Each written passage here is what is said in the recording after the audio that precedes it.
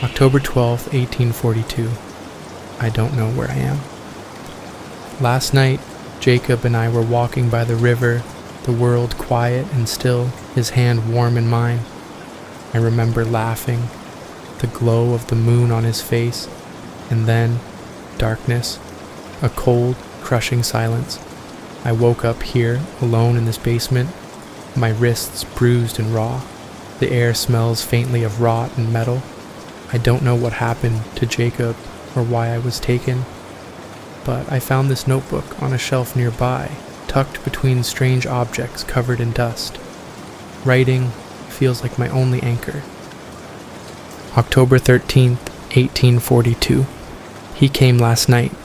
I didn't hear him open the door, just footsteps slow and heavy descending into the silence. He stayed back out of the faint light, but I could still see his face, and that smile, stretched too wide, like his mouth had been pulled apart until the edges split. He didn't say a word, only watched with eyes that seemed almost hungry. I asked him why he was keeping me here, but he only tilted his head, that smile widening. The longer he watched, the colder the room felt, as if the air itself was afraid. I don't know how long he stood there before slipping back into the shadows, but after he left I could still feel his gaze, like his eyes were pressed into my skin, following me in the darkness. October 14, 1842. I heard strange sounds last night. A soft, shuffling noise, like something crawling behind the walls. Whispers, faint and garbled, filtering down from the floors above. They sounded almost familiar, like voices I should recognize, twisting in the dark, urging me to listen. I pressed my ear to the wall, hoping to understand them, but they slipped away, leaving only an eerie silence. I dreamt of Jacob. He was standing in front of me, but his face was pale and his mouth moved in silence, as if trying to warn me. His eyes were wide, pleading, then his face twisted, warping into that horrid smile, and I woke up gasping, my skin cold and clammy.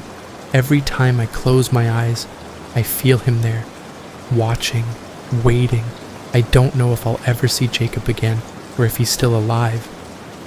October 15th, 1842. I woke up to him standing over me.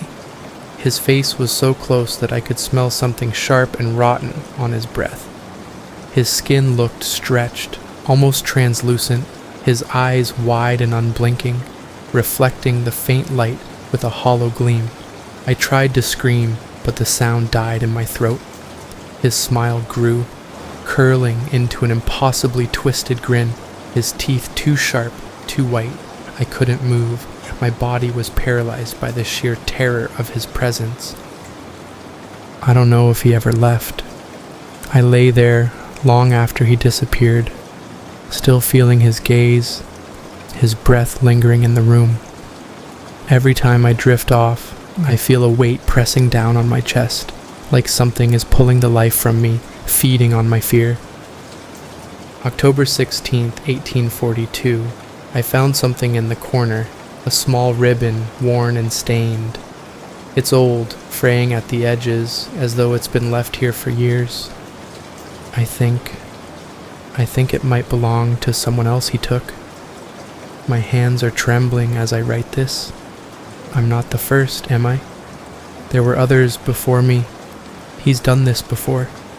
Sometimes I think I see faces in the shadows, fleeting glances of pale, hollow eyes staring back at me.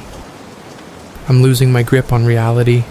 The walls feel closer each day, pressing in on me, trapping me. I don't know what's real anymore. I can't stop shaking. October the 17th, 1842. I was awoken by a loud roar. The door was unlocked when I woke up. He always locks it. Always.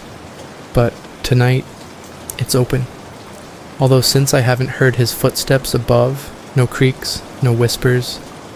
It's silent, but the silence feels wrong, like it's hiding something.